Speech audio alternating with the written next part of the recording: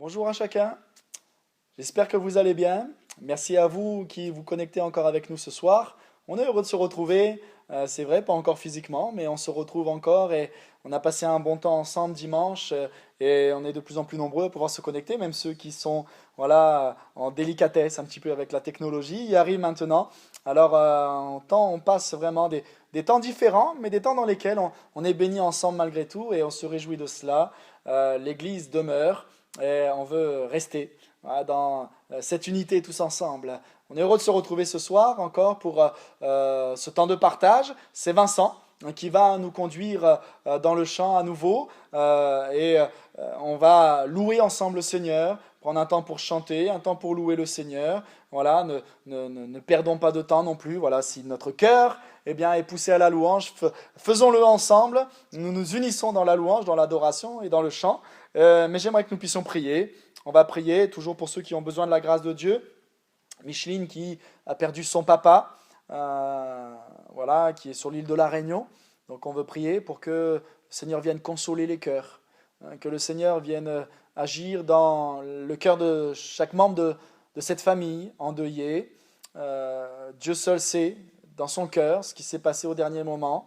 Il a entendu de la part de Micheline, de la part d'Éric, et nous voulons prier pour la famille afin qu'il soit réconforté, qu'il trouve le réconfort et la consolation en Jésus. Nous prions pour Micheline et Éric afin que Dieu les bénisse. Nous prions pour Juliette également qui voilà, est affaiblie au niveau de son dos et c'est très douloureux, elle souffre beaucoup, donc on veut penser à elle dans la prière. On veut toujours prier pour Thomas, on prie pour Inès et Serge aussi qui sont atteints aussi de ce virus. On remercie le Seigneur de ce que Dieu renouvelle les forces de Karen, d'Emmanuel. Voilà, on continue de prier pour Mathilde aussi. On prie pour Thomas, je ne sais plus si je l'ai dit, mais on prie pour Thomas.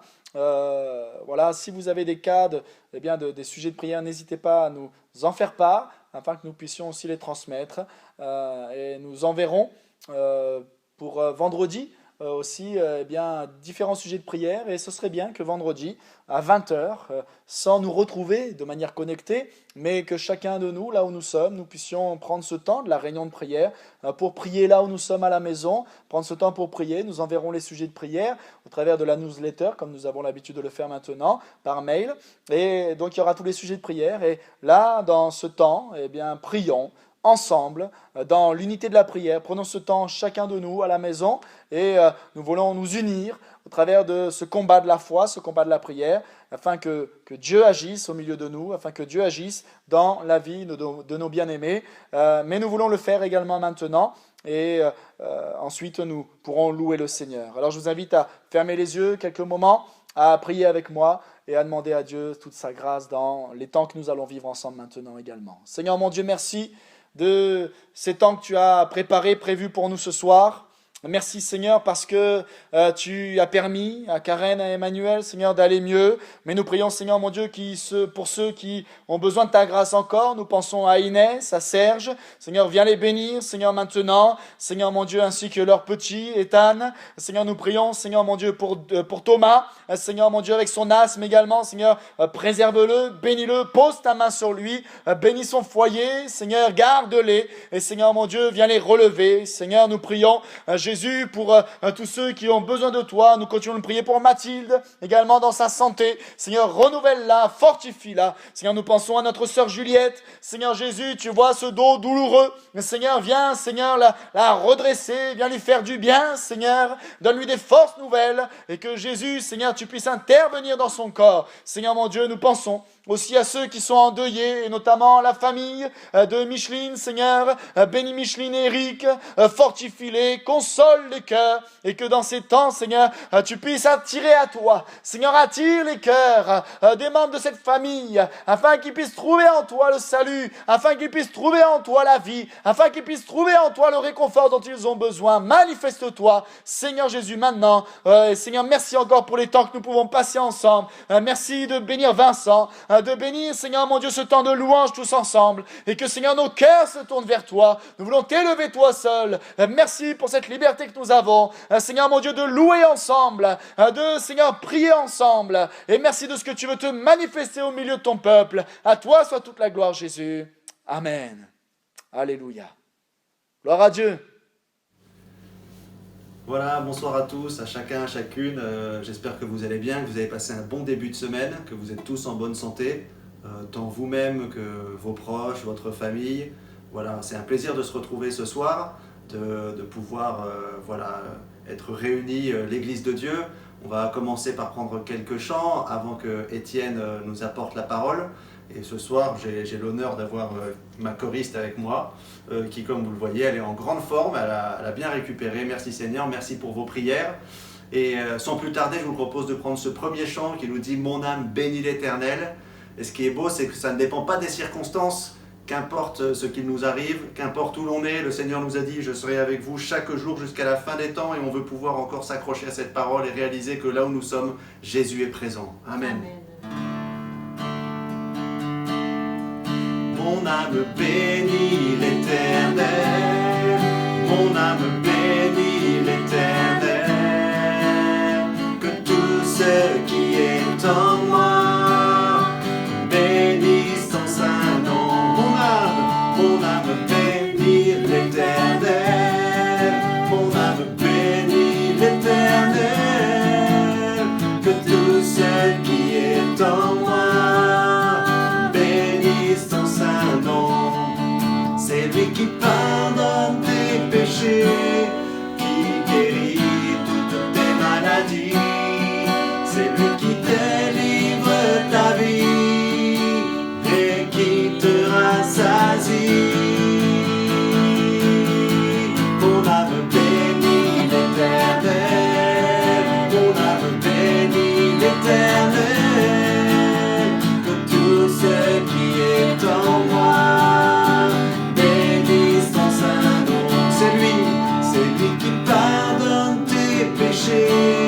Qui guérit toutes tes maladies, c'est lui qui délivre ta vie et qui te rassasie. Mon âme bénit l'Éternel, mon âme bénit l'Éternel, que tout ce qui est en moi bénisse son saint nom. Mon âme bénit l'Éternel, mon âme bénit l'Éternel, que tout ce qui est en moi bénisse son saint nom. Que tout ce qui est en moi bénisse son saint nom.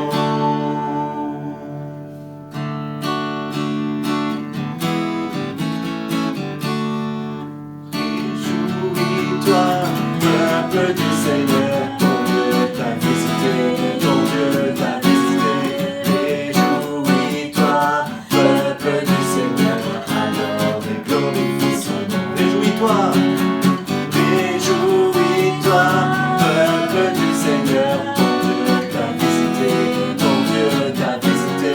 Réjouis-toi, peuple du Seigneur, adore et glorifie son nom.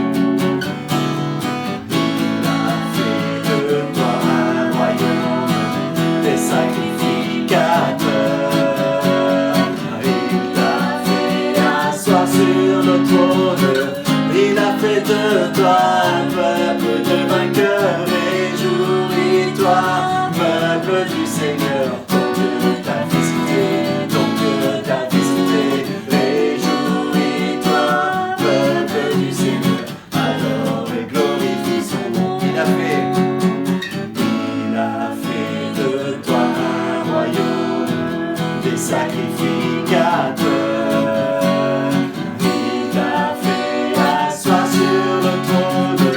Il a fait de toi un peuple de vainqueurs. Réjouis-toi, peuple du Seigneur, ton Dieu t'a visité, ton Dieu t'a visité. Réjouis-toi, peuple du Seigneur, adore et glorifie son nom. Adore et glorifie son nom.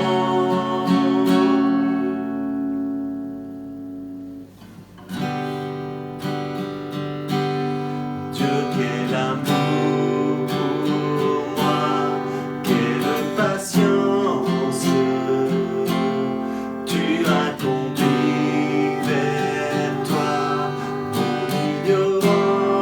grâce.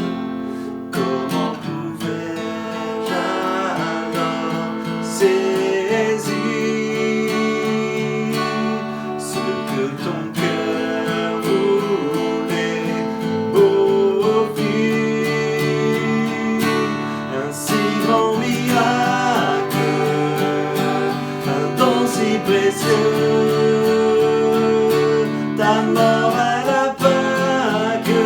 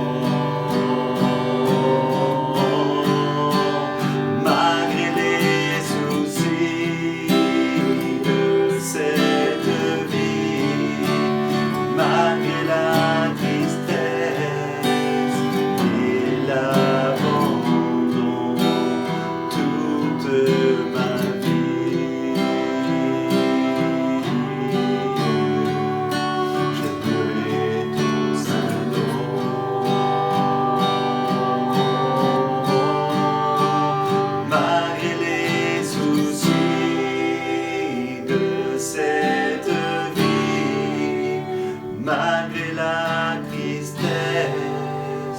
et l'abandon, toute ma vie.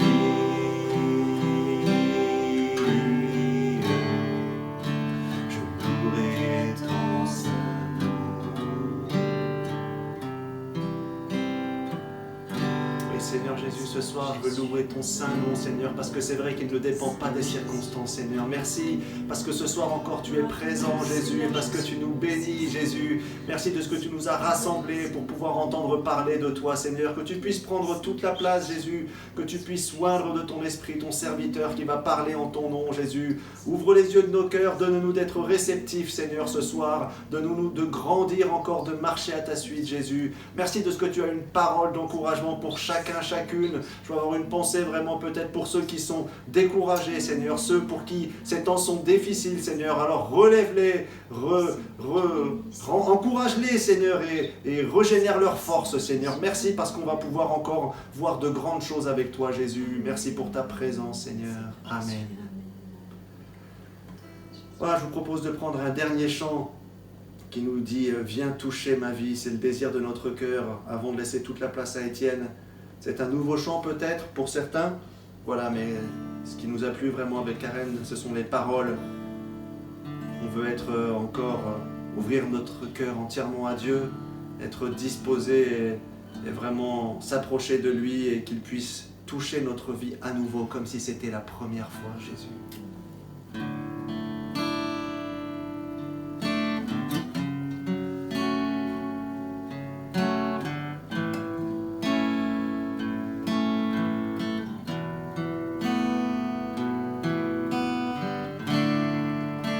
Quelle paix dans ces moments, dans le calme de ta présence, quand le bruit faiblit, tu parles à mon âme, tu as toute mon attention, fais-moi entendre ta voix, je ne veux rien manquer, Seigneur, mon cœur plus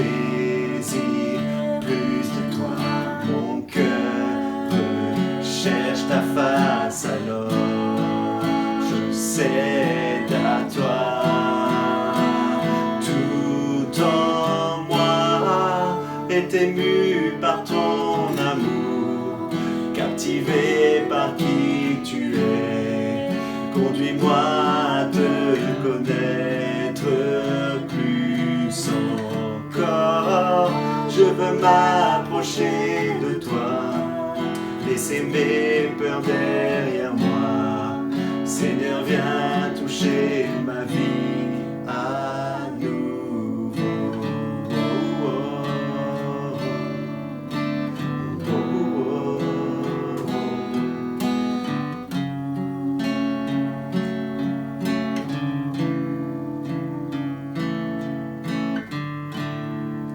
comme le soleil à l'aurore, comme la brise dans la nuit, ta paix me restaure, tu me donnes la vie, il n'y a aucune hésitation, dans ton amour, ton affection, rien n'est comparable, Seigneur, mon cœur désire plus de toi, mon cœur recherche ta face, alors je cède à toi. Tout en moi est ému par ton amour, captivé par qui tu es. Conduis-moi à te connaître plus encore.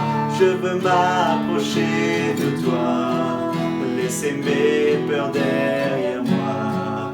Seigneur, viens toucher ma vie à nouveau. Oh, oh, oh, oh,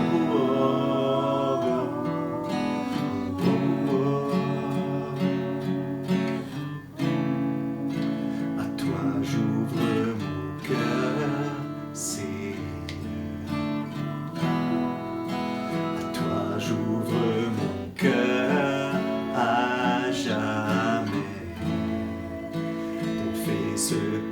toi seul sais faire. Jésus, viens régner dans ma vie. À toi j'ouvre mon cœur, Seigneur. À toi j'ouvre mon cœur à jamais. Donc fais ce que toi seul sais faire. Jésus, viens régner dans ma vie. Tout en moi est ému par ton amour, captivé par qui tu es. Conduis-moi à te connaître plus encore. Je veux m'approcher de toi, laisser mes peurs derrière moi. Seigneur, viens toucher ma vie, amour. Tout en moi est ému par ton amour, captivé par qui tu es. Conduis-moi à te connaître plus encore. Je veux m'approcher de toi, laisser mes peurs derrière moi. Seigneur, viens toucher ma vie à nouveau.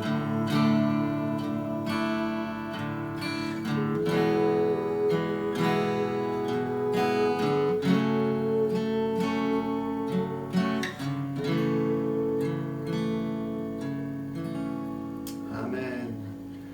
Gloire à Dieu. Voilà, on laisse maintenant toute la place à Étienne qui va nous apporter le bon conseil de la part de Dieu. Et je vous souhaite à chacun une bonne réunion.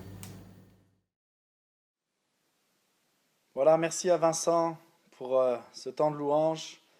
Nous sommes encore heureux d'avoir pu passer ce temps ensemble dans l'adoration, dans la louange. Et nous voulons maintenant prendre un temps de partage de la parole de Dieu. Nous voulons prendre ce temps aussi dans lequel Dieu veut nous parler.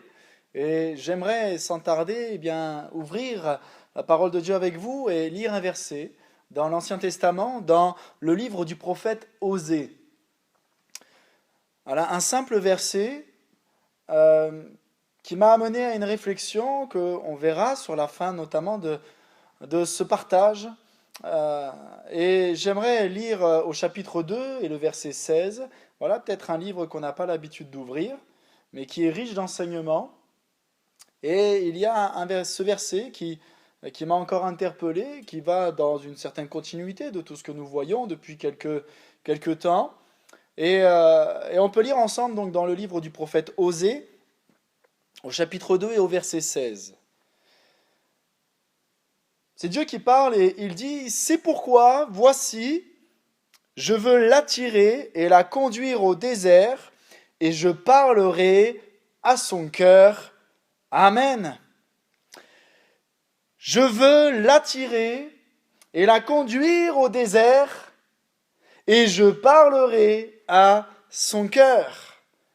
Dans ce que nous disons depuis de ce que nous avions dit, il y a 2 dimanches de cela, sur l'interrogation des temps que nous vivons actuellement, sur des pourquoi que nous devons transformer en pour quoi, pour vivre quoi. Ici encore, on pourrait se poser la question, mais ce temps d'isolement, ce temps particulier, doit nous amener à quelque chose. Et nous le disions que dans ce temps de confinement, ce temps d'isolement, ce temps dans lequel nous sommes à l'arrêt dans nos activités, que tout cela nous amène non à être dans l'opprobre, non à être dans l'affliction, non à être dans un certain accablement à cause d'un fardeau qui serait là. Le monde est là et pris dans ce fardeau de l'inquiétude, dans les angoisses. Mais les temps que nous vivons, permis par Dieu, ne sont pas des temps dans lesquels nous devons rentrer dans ces angoisses, dans cette crainte du lendemain, mais au contraire, ce temps est permis par Dieu pour nous amener à vivre quelque chose avec le Seigneur. On se rappelle lorsque, notamment, on lit dans le livre de la Genèse, l'expérience de Joseph. Lorsque Joseph se fait connaître à ses frères, alors qu'il y a ce temps de famine et que la famille de Joseph n'a plus de quoi subvenir à leurs besoins, eh bien, ils vont en Égypte chercher du blé, chercher de quoi se nourrir. Et là, à un moment donné, Joseph va se faire connaître à ses frères. Et il nous est dit, et Joseph va dire à ses frères, maintenant, ne vous affligez pas. Et ne soyez pas fâchés de m'avoir vendu pour être conduit ici, car c'est pour vous sauver la vie que Dieu m'a envoyé devant vous. Joseph n'a pas alimenté une quelconque amertume dans son cœur. Joseph n'a pas laissé la colère gagner son cœur. Il n'a pas nourri le moindre désir de vengeance envers ses frères, mais comme il le dira à ses frères lorsque leur père Jacob va mourir, il dira, mais Dieu a changé le mal en bien. Joseph dira que ce ne sont pas ses frères, au final, qui l'ont envoyé en Égypte, mais c'est Dieu. Dieu qui l'a attiré, Dieu qui l'a conduit dans ce pays, dans un but, sauver sa famille, dans un but, amener le salut dans sa maison. Et parfois, les circonstances que nous vivons pourraient être sujets d'interrogation dans nos vies, mais toute chose concourt au bien de ceux qui aiment Dieu, nous rappelle la parole. Et ces temps encore que nous vivons doivent concourir à notre bien, au fait que Dieu veut nous amener à vivre des choses nouvelles. Dieu veut nous amener à vivre un temps de rafraîchissement. Dieu veut nous amener à voir le mal, être changé en bien. Mais cela est possible si, comme Joseph, nous restons confiants, si nous restons attachés au Seigneur et si nous laissons le Seigneur diriger notre vie. Il l'a attiré, il a été conduit en Égypte, l'Égypte qui symbolise le monde. Et bien aimés, nous devons être conduits par le Seigneur, être attirés par le Seigneur là où il nous appelle. Et c'est là que Dieu nous bénira. J'aime cette idée que cette pensée que j'aime rappeler, que l'herbe n'est pas plus verte ailleurs, mais l'herbe est verte là où Dieu arrose. Et l'herbe veut être verte dans notre vie, là où Dieu veut que nous soyons, dans ce qu'il veut que nous fassions pour lui. Et là, malgré toutes ces années d'épreuves, pour Joseph, Dieu a changé le mal en bien, pour sauver sa famille, pour permettre d'être un sujet de bénédiction pour les siens. Et bien aimé, j'aimerais te dire que Dieu veut que tu sois un canal de bénédiction pour les tiens. Dieu veut que tu sois un canal de bénédiction pour ceux qui sont autour de toi en ce moment, dans les temps que nous vivons actuellement de confinement, d'isolement, d'arrêt d'activité. Dieu veut que tu sois un canal, un outil, un instrument, un sujet de bénédiction pour ceux qui sont autour de toi. Dieu a dit, je veux l'attirer. Dieu veut nous attirer.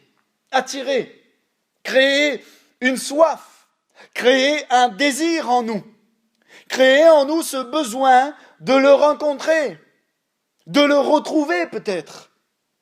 Laissons-nous attirer par le Seigneur. Laisserons-nous attirer par le Seigneur? Il y a plusieurs exemples dans la parole de Dieu d'hommes qui ont été attirés par bien d'autres choses. On avait vu notamment l'exemple de Lot, qui a été attiré à travers de ce qu'il a vu charnellement, mais il a été attiré à des endroits charnels et mondains. Samson a été attiré par les passions charnelles de son corps. Balaam a été attiré par les biens matériels et l'enrichissement personnel au détriment du peuple de Dieu, du peuple d'Israël. Et au final, dans tous ces temps de confinement, on est mis à l'écart de tout ça.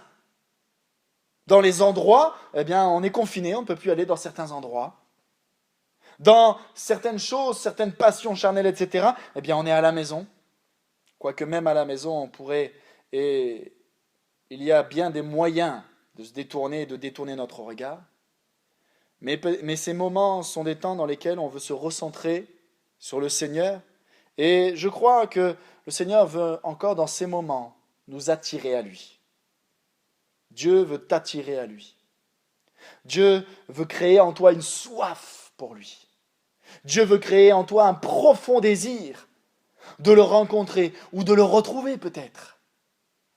Attiré dans le désert. On peut dire qu'humainement, il y aurait d'autres endroits dans lesquels on aimerait être attiré. Et justement, ce n'est pas le lieu qui compte, ce n'est pas le lieu qui importe, mais c'est celui qui veut nous rencontrer qui compte. Que nous soyons ensemble dans l'église, dans un moment de visitation particulier, ou dans le calme seul à la maison, ce n'est pas le lieu qui compte, mais c'est celui qui nous attire qui compte. Élie vivra ce temps où Dieu ne sera pas dans le feu, Dieu ne sera pas dans le tremblement de terre, Dieu ne sera pas dans le vent, mais il sera dans un doux murmure. Et dans ce calme que nous vivons chacun personnellement, Dieu veut parler à notre cœur. Dieu veut nous attirer à lui. Dieu, est celui qui veut nous permettre de vivre une nouvelle rencontre avec lui. Une nouvelle rencontre. Dans ce texte d'Israël, dans ce texte que nous avons lu, que Dieu donne au travers du prophète Osée, Israël est comparé à une épouse infidèle. Mais Dieu ne la délaisse pas. Dieu ne l'abandonne pas. Il pourrait l'envoyer dans le désert comme une punition, comme une condamnation, sans aide, sans soutien, en détournant son regard, mais Dieu ne détourne pas son regard de notre vie. Le seul moment où il a détourné son regard, c'est le moment où Jésus était sur la croix, et que là, alors que Jésus s'est fait pécher pour nous, pour l'humanité, là, Dieu s'est détourné. Là, Dieu a détourné son regard, mais Dieu ne détourne pas son regard de nos vies. Et encore une fois, même dans le temps que nous vivons, Dieu a le regard sur nous. Et même si peut-être on s'est éloigné, même si peut-être il y a eu un délaissement quelque part, dans certains compartiments de notre vie vis-à-vis de Dieu, Dieu ne nous abandonne pas. Dieu ne t'abandonne pas. Et Dieu veut t'attirer à lui. Dieu veut encore, par sa fidélité, te rappeler que la meilleure place, elle est près de lui. Peut-être qu'il y a bien des choses qui ont pu ou qui pourraient nous éloigner de Dieu, mais Dieu permet aussi ces temps pour nous attirer à lui, pour reconquérir ou conquérir notre cœur. Mais au-delà d'un cœur personnel, il veut conquérir ou reconquérir peut-être le cœur de son peuple, le cœur de l'Église. Dans un couple, il y a cette attirance, ce désir de conquête, et l'Église est la fiancée du Seigneur Jésus. Et Jésus désire conquérir notre cœur. Et plus que notre engagement personnel, il veut chercher le cœur de l'Église. C'est ensemble que nous devons nous laisser attirer par le Seigneur afin de vivre une rencontre nouvelle avec lui, afin de vivre un rapprochement avec le Seigneur, même au travers de l'Église dispersée. Dieu veut reconquérir le cœur de l'Église et veut nous permettre de vivre un temps d'intimité avec lui, un temps où nous allons le connaître mieux, un temps dans lequel nous allons le redécouvrir, un temps dans lequel il va pouvoir reconquérir notre cœur peut-être. Nous avons tous besoin, qui que nous soyons, de se laisser attirer encore par le Seigneur. Paul dira aux Romains, au chapitre 12, verset 16, « Ayez les mêmes sentiments les uns envers les autres, n'aspirez pas à ce qui est élevé, mais laissez-vous attirer par ce qui est humble, ne soyez point sages à vos propres yeux. » Laissez-vous attirer par ce qui est humble, mais également par celui qui est humble. Et qui est humble de cœur? Jésus dira, « Je suis doux et humble de cœur. » Paul le rappelle, qu'il s'est humilié lui-même, il s'est dépouillé lui-même. Et Jésus est l'exemple parfait de celui qui est humble, de celui qui sait se tenir dans l'humilité. Et de la même manière, pour pouvoir rencontrer Jésus, pour pouvoir retrouver, rencontrer, être attiré par ce qui est humble, par celui qui est humble, nous devons déjà nous-mêmes nous humilier dans notre cœur. Nous humilier nous-mêmes, notre humiliation personnelle, et ne pas chercher seulement à être sage à nos propres yeux. C'est ce que dit Paul. Ce n'est pas ce que nous pensons de nous qui compte, mais ce qui compte, c'est ce que Dieu pense de nous. Ce qui compte, c'est pas ce que les autres, ce que les hommes peuvent penser de nous, mais ce qui compte, c'est ce que Dieu pense de nous. Et dans la situation dans laquelle nous sommes, dans l'état de cœur dans lequel nous sommes, ce que Dieu veut, c'est nous attirer à lui. Nous attirer à lui pour conquérir, reconquérir notre cœur. Dieu veut reconquérir ton cœur. Mais te laisseras-tu attirer par le Seigneur? Te laisseras-tu attirer par le Seigneur? On avait peut-être consacré bien des choses au Seigneur, mais avec le temps, avec la connaissance, avec les expériences, avec les victoires peut-être que Dieu a permises dans notre vie, peut-être il y a des choses, sans peut-être même nous en rendre compte, qui nous ont amenés à quelque part reprendre le contrôle de certaines facettes de notre vie, de certains compartiments de notre vie. Peut-être notre temps dans la prière, notre temps dans la lecture de la parole de Dieu, notre temps pour Dieu, notre temps pour l'Église, notre temps pour les réunions, notre temps pour le service. Peut-être peut-être c'est notre témoignage, notre zèle à parler de Dieu. Quelqu'un me disait, un frère de l'Église me disait que dans ce temps de confinement, eh bien cela a mené ses voisins à se poser tout un tas de questions. Et c'est une réalité. Et là, dans ce temps de questionnement de ceux qui nous entourent, eh bien l'Église, les pierres vivantes que nous sommes appelés à montrer du zèle dans notre témoignage. À montrer du zèle dans ce feu pour Dieu, à parler de l'amour de Dieu. Et là, dans ce temps que nous vivons, eh bien, Dieu crée des possibilités nouvelles, peut-être qui n'existaient pas avant, pour parler de Jésus. Dieu crée des ouvertures dans le cœur, autour de nous, peut-être pour ceux même qui étaient les plus réticents, les plus fermés, mais Dieu ouvre des brèches afin que nous puissions utiliser ces brèches, entrer dans ces brèches et parler de l'amour de Dieu.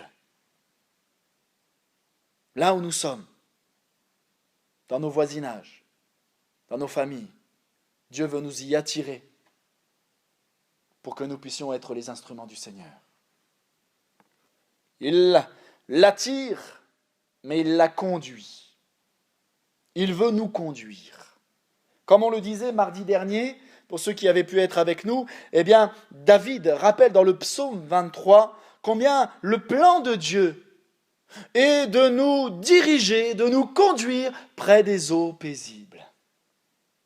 Le plan de Dieu, l'objectif du Seigneur, c'est de nous conduire, mais de nous conduire près des eaux paisibles, près de ces sources de paix. Il ne nous amène pas près des eaux tumultueuses, mais qui pourraient nous mettre en danger, mais il nous amène près des eaux paisibles. Il nous dirige, il nous conduit près des eaux paisibles. C'est tellement reposant. Comme lorsque vous faites une randonnée, il y a des guides de montagne au milieu de nous, dans l'assemblée, et lorsque, on fait une randonnée avec un guide, lorsque quelqu'un connaît le chemin et nous montre un chemin, nous suivons, mais voilà, le chemin de montagne, il est difficile, il est encombré, il est parfois, la pente est raide, l'ascension est difficile, le degré de la pente, il est important, et il y a la fatigue qui se crée, et à un moment donné, peut-être qu'on pourrait se décourager, mais voilà, on suit le guide, et à un moment donné, on peut être amené à voir comme, un lac de montagne. Un temps de repos. Et dans ce temps-là, lorsque nos yeux voient ce lac, lorsque nos yeux voient cette étendue d'eau, notre cœur trouve un certain repos. Notre cœur trouve, cette assurance, trouve, une paix d'un coup, et quelques forces nouvelles. Et là, on peut trouver auprès de ces eaux paisibles un temps de rafraîchissement. Un temps où nous pouvons retrouver des forces.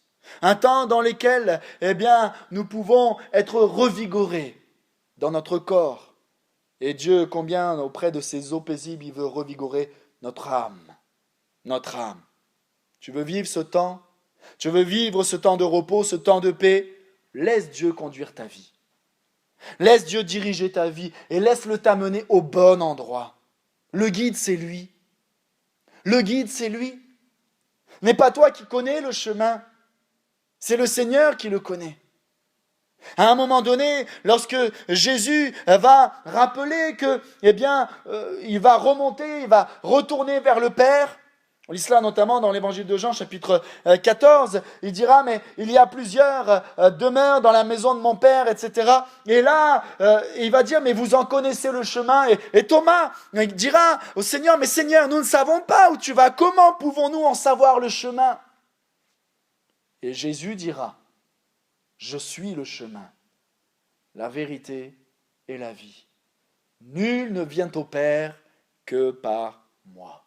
Et on le voyait la semaine dernière, mardi dernier, les disciples d'Emmaüs, eux, ils avaient pris un autre chemin, un chemin qui les éloignait de la paix, un chemin qui les éloignait de ce que Dieu avait prévu pour eux. Mais Jésus va avec eux, Jésus va vers eux pour les ramener au bon endroit, pour les ramener dans la bonne direction, pour les ramener afin qu'ils vivent ce que Dieu avait préparé pour eux au travers du Saint-Esprit, de ce consolateur qui allait venir sur les apôtres, sur les disciples et qui allait leur donner des forces nouvelles, qui allait les visiter, qui allait leur faire du bien. On a parlé de Samson rapidement tout à l'heure, mais Samson, tant qu'il a dirigé lui-même sa propre vie, il s'est éloigné toujours plus de Dieu. Son orgueil démesuré l'a poussé à croire que rien ne pouvait l'atteindre. Et peut-être parfois on est un peu comme ça aussi. Je m'en sortirai toujours, rien ne peut m'atteindre. Je gère. Tu gères pas du tout. Je gère pas du tout. Quand on prend en main notre vie, quand on décide et qu'on veut diriger notre vie comme bon nous semble, c'est là que tout va de mal en pis. Rien ne s'améliore, au contraire, tout va mal. Samson avait une position élevée, il était celui qui avait été choisi de Dieu bien avant sa naissance, il avait été consacré au travers de ce vœu de Naziréat, etc. Et il avait été mis à part pour être ce libérateur pour Israël, face à cette domination philistine. Mais plus on est élevé, plus quand on s'éloigne de Dieu, la chute est lourde. Et là, Samson va vivre un véritable brisement. Brisement physique, brisement intérieur, brisement social, brisement spirituel. Il est humilié. Et là, en prison, il va tourner la meule, comme un animal, comme une bête de somme. Et son humiliation va être poussée au point qu'il sera placé dans le temple des Philistins et que tout le monde va se moquer de lui. Il sera mis là pour amuser la foule. Mais il nous est dit, dans le livre des Juges au chapitre 16 et verset 22, que ses cheveux recommençaient à croître. Il n'y a là aucun objectif de beauté capillaire, évidemment, mais ses cheveux sont le symbole de cet attachement à Dieu, de cette consécration à Dieu et du fait que Dieu dirigeait sa vie. Sa force ne résidait pas dans ses cheveux, mais sa force venait de Dieu. Mais ses cheveux non rasés étaient cette marque d'obéissance, cette marque de consécration à Dieu. Et peut-être parfois dans nos vies, on a brisé certaines choses, on a rasé certaines choses, des choses qui étaient consacrées à Dieu et nous avons repris ces choses-là. Et nous avons désiré conduire notre vie comme bon nous semble. Mais Samson va voir, là dans son humiliation, il va voir ses cheveux croître à nouveau et là, Dieu va à nouveau habiter son cœur. Et Dieu va permettre à Samson d'être ce libérateur. C'est vrai au travers de sa mort. Mais il va permettre à Israël de retrouver ce temps de repos. Ce temps de repos qui leur manquait tant. Le repos, les eaux paisibles ne sont possibles que lorsqu'on laisse Dieu nous conduire. Quand on laisse Dieu diriger toute notre vie. Et Dieu veut diriger toute ta vie. Samson, a quelque part vécu une mort spirituelle pour renaître à nouveau. Et le verbe conduire, ici utilisé dans notre texte d'Osée, a justement cette signification, cette double signification. Mourir et vivre. Mourir pour vivre nouvellement. Et ce à quoi le Seigneur nous appelle à vivre, c'est cette nouvelle naissance. Alors peut-être quelqu'un dira, mais moi j'ai expérimenté cela déjà. Oui, mais tant quand on reprend des choses qu'on avait consacrées à Dieu, qu'on avait dans lesquelles on avait accepté de voir Dieu diriger notre vie, quand on reprend ces choses, on a besoin de les abandonner à nouveau. Et on a besoin de revivre à nouveau cette nouvelle naissance, cette régénération intérieure. Ce n'est pas seulement une réforme intérieure que Dieu veut opérer. Dieu veut opérer une nouvelle naissance, une régénération tout entière de notre âme, une recréation de notre âme. Parce que là où le péché vient dans nos cœurs, vient gangréner, vient infecter notre âme, on a besoin de toute la grâce de Dieu qui vienne surabonder dans notre vie. Mais cette grâce doit passer par une mort et une résurrection, par une régénération, par une nouvelle naissance que Dieu veut nous donner de vivre. Que Dieu veut te donner de vivre. Dieu veut faire des choses nouvelles. Jésus le dira dans ce qui est dit dans ce livre de l'Apocalypse, dans les derniers versets de l'Apocalypse, au chapitre 21, le verset 5, il nous est dit que « Voici, je fais toutes choses nouvelles ». Et Dieu veut faire toutes choses nouvelles dans ta vie. C'est sa volonté. Cette parole, eh bien, se fait l'écho de ce qu'aura pu dire Ésaïe.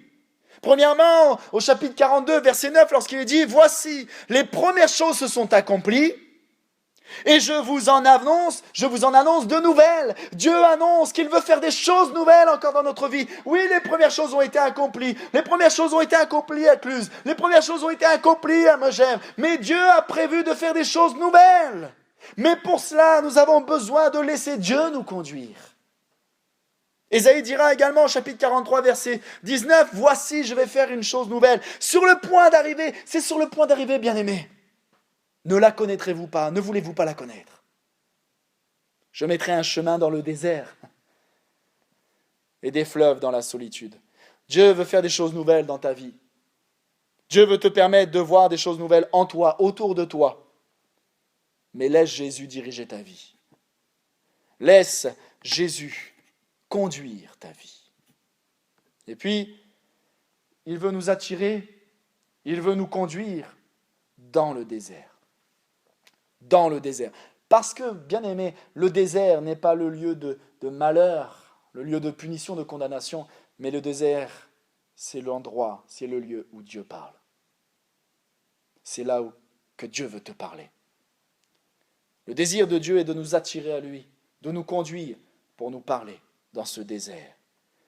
Littéralement, le mot désert, c'est le même mot que pâturage. C'est pareil. Dans un lieu à part. Dans un lieu à l'écart de tout bruit extérieur. Et il y a besoin parfois de faire taire les bruits extérieurs pour mieux entendre la voix de Dieu, pour mieux entendre Dieu nous parler. Son désir est de nous amener au désert, non pour nous tenter, non pour nous faire du mal comme le diable pourrait le faire, mais il veut nous amener au désert pour nous parler. Le mot désert, ici utilisé également, c'est le mot bouche. Étonnamment, c'est le même mot que le mot bouche. La bouche. Et l'origine de ce mot, c'est le verbe parler qui est utilisé juste après, lorsqu'il est dit que je veux parler à ton cœur, je parlerai à ton cœur. Cela pour nous montrer que si Dieu est capable de nous parler en toutes circonstances, bonnes ou mauvaises, dans l'abondance ou dans le désert, notre cœur trouve sa meilleure disposition d'écoute lorsqu'il est dans le désert. Notre cœur sera mieux disposé à entendre Dieu nous parler si nous nous laissons attirer par le Seigneur et conduits dans le désert. Un désert matériel, un désert intérieur, un désert physique, un désert spirituel, quel que soit le désert dans lequel on pourrait être. Ce désert est le moyen permis et choisi de Dieu pour nous rapprocher de sa bouche afin que nous puissions l'entendre. Et Dieu, combien encore il veut que nous puissions, que les oreilles de notre cœur puissent entendre ce que Dieu veut nous dire. Regardez l'exemple de Moïse. Alors qu'il est dans la fuite, il passe 40 années dans le désert avec sa belle famille. Et là, on lit dans l'Exode chapitre 3, et le verset 1er nous est dit que Moïse faisait paître le troupeau de Jéthro, son beau-père, sacrificateur de Madian, et il mena le troupeau derrière le désert, et vint à la montagne de Dieu à Horeb. Moïse va derrière le désert. Littéralement, il va après le désert. Dans ce temps de désert, il y a cette notion de temps. Et après ce temps de désert, eh bien, il entend Dieu lui parler au travers du buisson ardent. Un temps de désert qui a duré 40 années. Et parfois, on pourrait se dire, mais les déserts sont longs. Mais parfois, si Dieu permet que les déserts eh bien, soient traversés longuement et que cela prenne du temps à traverser, eh bien, c'est pour nous rappeler que si nous sommes encore dans le désert, c'est qu'il y a des choses à abandonner. C'est qu'il y a des choses encore qui doivent mourir dans nos cœurs, des choses charnelles. Et comme nous l'avions vu, Dieu pourra nous parler lorsqu'on le laissera conduire notre vie. Et en attendant, eh bien, on doit continuer de s'abandonner au Seigneur. Il y a des choses qui nous empêchent d'entendre Dieu. Non pas que Dieu ne veut pas parler, Dieu parle, mais il y a des choses qui nous empêchent de l'entendre. Israël a vu Dieu lui parler pour lui dire d'entrer dans le pays promis après les 40 années de pérégrination dans le désert, mais il a parlé, il les a invités à passer le Jourdain quand l'ancienne génération était passée, quand l'incrédulité était passée, quand cette génération idolâtre était passée, quand ce peuple rebelle, ce peuple au cou raide, était passé à ce moment-là, quand les choses, du cœur charnel étaient passées, étaient mortes, alors Dieu a parlé et les a amenés à vivre quelque chose de nouveau. À vivre quelque chose de nouveau. Après le désert, dans le désert, Dieu parle et Dieu nous fait entrer dans une saison nouvelle. Et je crois qu'après ces temps difficiles, je crois que Dieu veut nous amener à entrer dans une saison nouvelle pour notre assemblée. Il veut nous amener à entrer dans une saison de miracles, dans une saison de bénédiction, dans une saison de délivrance, dans une saison de victoire, de conquête du terrain, du pays dans lequel Dieu nous a placés. Je crois que après ce temps de désert dans lequel nous devons laisser Dieu nous conduire, je crois que cela nous appelle à vivre une saison nouvelle, une saison de bénédiction, une saison dans laquelle Dieu veut faire toutes choses nouvelles et dans lesquelles l'œuvre de Dieu va aller de l'avant. Et alors que Dieu va se révéler à Moïse au travers du buisson ardent, toujours au chapitre 3, Dieu va lui dire, va vers Pharaon, etc. Il nous est dit au verset 18, « Ils écouteront ta voix et tu iras, toi et les anciens d'Israël, auprès du roi d'Égypte, et vous lui direz, l'Éternel, le Dieu des Hébreux, nous a apparu. Permets-nous de faire 3 journées de marche dans le désert pour offrir des sacrifices à l'Éternel, notre Dieu. » À chaque fois, Moïse venait vers Pharaon, réitérer cette demande de Dieu, « Laisse aller mon peuple dans le désert. Laisse aller mon peuple dans le désert. Je veux l'attirer, le conduire dans le désert. » Car si Dieu veut amener son peuple dans le désert, il veut évidemment nous amener à le laisser nous conduire, à nous attirer à lui, changer notre cœur, mais que nous puissions vivre 3 choses également. Premièrement, nous l'avons dit, dans Exode 3, 18, pour offrir un sacrifice à l'Éternel après ces 3 journées de marche. Dans le désert, nous le disions, il y a un sacrifice à vivre. Paul dira en Romains chapitre 12, verset 1er, « Je vous exhorte, frères et sœurs, par les compassions de Dieu, à offrir vos corps comme un sacrifice vivant, saint, agréable à Dieu, ce qui sera de votre part un culte raisonnable. » Nous devons tout donner à Dieu. Nous devons offrir notre vie au Seigneur. Et là, Dieu demande à ce que le peuple fasse 3 journées de marche dans le désert. Et bien aimé, quand on regarde l'histoire, justement d'Israël, après 3 journées de marche, il nous est dit quoi? Ils arrivent à Mara. Ils arrivent à Mara, une eau amère pour un cœur amer. Et c'est Dieu qui va indiquer à Moïse un bois qu'il devra jeter dans cette eau de Mara pour rendre douce l'eau et la rendre potable. Le sacrifice que Dieu demandait et que l'homme était incapable de fournir, Dieu a pourvu. Et on voit ici toute la préfiguration du sacrifice de Jésus. Ce que aucun homme ne pouvait faire pour le salut de l'humanité. Dieu a pourvu en offrant son Fils Jésus.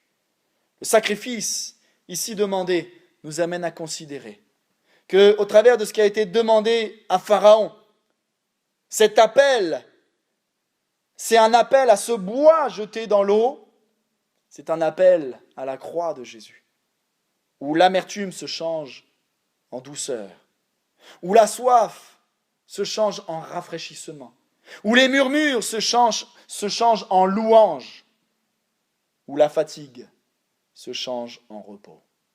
Venir au désert, c'est offrir notre vie en sacrifice, mais c'est considérer encore le sacrifice de Jésus à la croix, au travers duquel nous avons le salut, au travers duquel nous sommes guéris, au travers desquels nous avons la victoire. Et puis dans Exode 5, verset 1er, à nouveau Moïse dira à Pharaon, « Laisse aller mon peuple dans le désert pour célébrer au désert une fête en mon honneur. » Le désert n'est pas qu'un lieu d'affliction comme on pourrait le penser, mais c'est un temps dans lequel nous pouvons entendre Dieu, nous l'avons dit, nous parler, et c'est un temps où nous apprenons à nous réjouir dans le Seigneur. Paul dira qu'il a appris à être content dans l'état dans lequel il est. Nous, on se plaint toujours. Moi, je me plains toujours. Dans les temps qu'on vit, dans les temps difficiles, eh bien, que nous pouvons vivre, ne nous plaignons pas, mais réjouissons-nous dans le Seigneur. Célébrons Dieu. Donnons une fête en son honneur. Et c'est la première fois dans la Bible qu'il y a cette mention de célébrer une fête en l'honneur de Dieu.